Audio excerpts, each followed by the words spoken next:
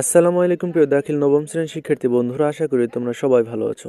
রবিউল সেনুকায়ের আজকের এই আয়োজনে সবাইকে স্বাগত জানাচ্ছি। সাথে আছে আমি এমডি রবিউল হক।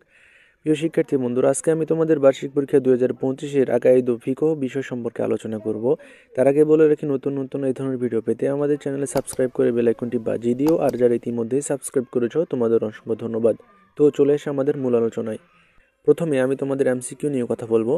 তো 1 নম্বর প্রশ্নটি হচ্ছে, ওসিলা কি? এটার উত্তর হচ্ছে ক, যার দ্বারা অন্যের নৈকট্য লাভ করা যায়। 2 নম্বর প্রশ্নটি হচ্ছে, কোনো পুণ্যের কাজ নিজের উপর অপরিহার্য করাকে কি বলা হয়? এটির উত্তর হচ্ছে গ, মানত। 3 নম্বর প্রশ্নটি হচ্ছে, ঈমান শব্দের অর্থ কী? এটির উত্তর হচ্ছে ক, বিশ্বাস। 4 নম্বর প্রশ্নটি হচ্ছে, ঈমানের মূল ভিত্তি কয়টি? এটির উত্তর হচ্ছে ক, 5টি। 5 নম্বর প্রশ্নটি হচ্ছে, সকল বস্তুর স্রষ্টাকে? এটির উত্তর হচ্ছে ঘ, মহান আল্লাহ। 6 নম্বর প্রশ্নটি হচ্ছে, সৃষ্টি জগতের সার্বভৌম ক্ষমতার মালিক কে? এটির উত্তর হচ্ছে ক, মহান আল্লাহ। 7 নম্বর প্রশ্নটি হচ্ছে, খতামুন নাবিয়্যিন মানে কি? এটির উত্তর হচ্ছে খ, সর্বশেষ নবী। প্রিয় শিক্ষার্থী বন্ধুরা, এরপর 8 নম্বরে রয়েছে, হজরত ঈসা আলাইহিসসালাম আগমন করে। নিচের কোনটি সঠিক? এটির উত্তর হচ্ছে গ, 1 ও 2, অর্থাৎ দাজ্জাল ধ্বংস করবেন, উম্মতে মুহাম্মাদীর নেতৃত্ব দিবেন। 9 নম্বর প্রশ্নটি হচ্ছে, আন-নাবী এর বহুবচন কি? এটির উত্তর হচ্ছে গ, আল আম্বিয়া। 10 নম্বর প্রশ্নটি হচ্ছে, সর্বশেষ নবী ও রসুলের নাম কি? এটির উত্তর হচ্ছে ঘ, হজরত মুহাম্মদ সাল্লাল্লাহু আলাইহি ওয়াসাল্লাম। 11 নম্বর প্রশ্নটি হচ্ছে, কতজন মিথ্যা নবুয়তের দাবিদার আসবে? এটির উত্তর হচ্ছে গ, 30 জন। প্রিয় শিক্ষার্থী বন্ধুরা, এরপরে 12 নম্বরে রয়েছে, যে খতমে নবুয়ত অস্বীকার করবে সে ব্যক্তি। এটির উত্তর হচ্ছে গ, কাফের। 13 নম্বর প্রশ্নটি হচ্ছে, ফিকহ শব্দের অর্থ কি? এটির উত্তর হচ্ছে খ, বোঝা। 14 নম্বর প্রশ্নটি হচ্ছে, ইমামে আজম রহমতুল্লাহ আলাইহির নাম কি? এটির উত্তর হচ্ছে গ, নুমান। 15 নম্বর প্রশ্নটি হচ্ছে, দলিল গ্রহণ সাপেক্ষে মাযহাবের অনুসরণ হচ্ছে। এটির উত্তর হচ্ছে খ, ওয়াজিব। 16 নম্বর প্রশ্নটি হচ্ছে, ইমাম আবু হানিফা রহিমাহুল্লাহ এর জন্ম। এটির উত্তর হচ্ছে গ, 80 হিজরিতে। 17 নম্বর প্রশ্নটি হচ্ছে, দ্বীনের ভিত্তি কি? এটির উত্তর হচ্ছে ইলমুল কুরআন। 18 নম্বর প্রশ্নটি হচ্ছে, ইলমুল ফিকহ এর উৎসমূল কয়টি? এটির উত্তর হচ্ছে গ, 4টি।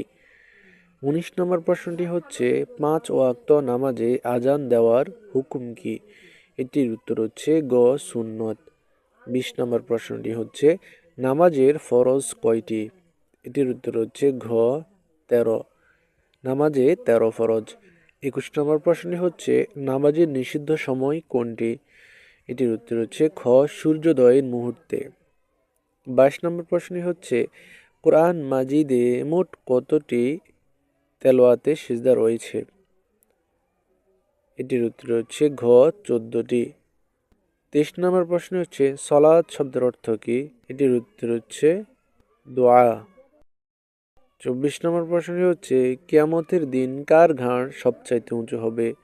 এটির উত্তর হচ্ছে গ, মুয়াজ্জিনের। 25 নম্বর প্রশ্নটি হচ্ছে, আর রিয়াসাত অর্থ কি? এটির উত্তর হচ্ছে ক, নেতৃত্ব দান। 26 নম্বর প্রশ্নটি হচ্ছে, মদ ও ধূমপান বিবেককে? এটির উত্তর হচ্ছে ক, অবলুপ্ত করে দেয়। প্রিয় শিক্ষার্থী বন্ধুরা, এরপরে 27 নম্বর প্রশ্নটি হচ্ছে, সুদ কিসের অন্তর্ভুক্ত? এটির উত্তর হচ্ছে গ, কবিরা গুনাহের। 28 নম্বর প্রশ্নটি হচ্ছে, সমকামিতা কিসের অন্তর্ভুক্ত? এটির উত্তর হচ্ছে গ, কবিরা গুনাহের। এরপরে 29 নম্বর প্রশ্নটি হচ্ছে, এইডস কিভাবে ছড়ায়?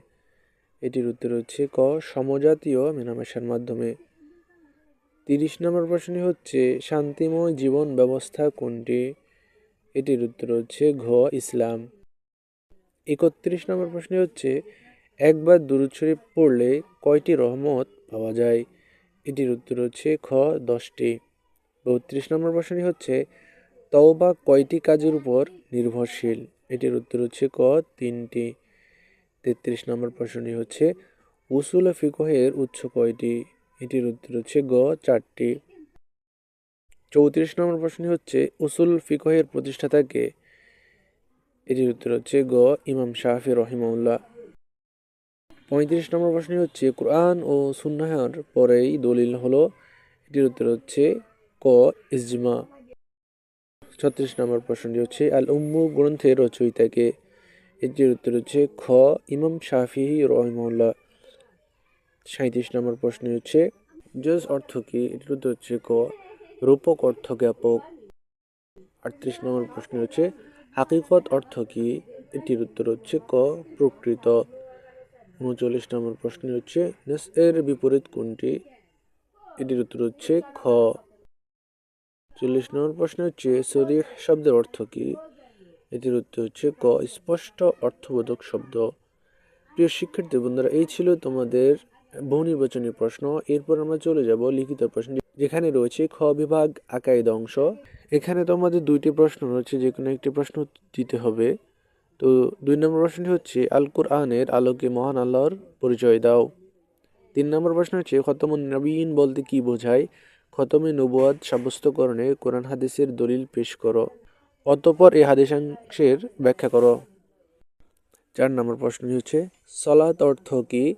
সালাতের শর্ত ও রুকনসমূহ বর্ণনা করো। 5 নম্বরে রয়েছে কোরআন মাজিদে মোট কতটি সিজদায় তেলাওয়াত রয়েছে বর্ণনা করো। 6 নম্বরে রয়েছে ইমামতির জন্য সর্বাধিক যোগ্য ব্যক্তি কে এবং জামায়াতের কাতার পদ্ধতি বর্ণনা করো। প্রিয় শিক্ষার্থী বন্ধুরা, এরপরে ঘ বিভাগে আখলা অংশে রয়েছে 7 নম্বর প্রশ্ন নেতৃত্ব লোভের সামাজিক কুফল কি কি লেখো। 8 নম্বরে রয়েছে তাওবা এর পরিচয় দাও, এর পদ্ধতি ও ফজিলত বর্ণনা করো। এরপরে বিভাগ উসুলুল ফিকহ অংশে 2টি প্রশ্ন রয়েছে, যে কোনো একটি প্রশ্ন উত্তর দিতে হবে। এই প্রশ্নের মান হচ্ছে 10। 9 নম্বরে রয়েছে 2টি বিষয়, এই বিষয়গুলো কাকে বলে উদাহরণ সহ হুকুম বর্ণনা করো। এরপরে 10 নম্বরে রয়েছে 2টি বিষয়ের সংজ্ঞা দাও, উহাদের প্রকারভেদ উদাহরণ সহ বর্ণনা করো। চ বিভাগে রয়েছে ইলমুল ফিকহ ও উসুলুল ফিকহের ইতিহাস। এখানেও সেম 2টি প্রশ্ন রয়েছে, একটি প্রশ্ন উত্তর তোমাদের দিতে হবে। এই প্রশ্নের মানও 10। 11 নম্বরে রয়েছে ইলমুল ফিকহ অর্থ কি, এর আলোচ্য বিষয় ও উদ্দেশ্য কি, বিস্তৃত আলোচনা করো। প্রিয় শিক্ষার্থী বন্ধুরা, এই ছিল তোমাদের আকাইদ ও ফিকহ বিষয়ের আজকের আয়োজন। তো আশা করি আজকের এই ক্লাস তোমাদের ভালো লেগেছে। আগামী ভিডিওর আমন্ত্রণ জানিয়ে আজকের মতো এখানে বিদায় নিচ্ছি। সবাই ভালো থাকো, সুস্থ থাকো। আল্লাহ হাফেজ। আসসালামু আলাইকুম রহমতুল্লাহ।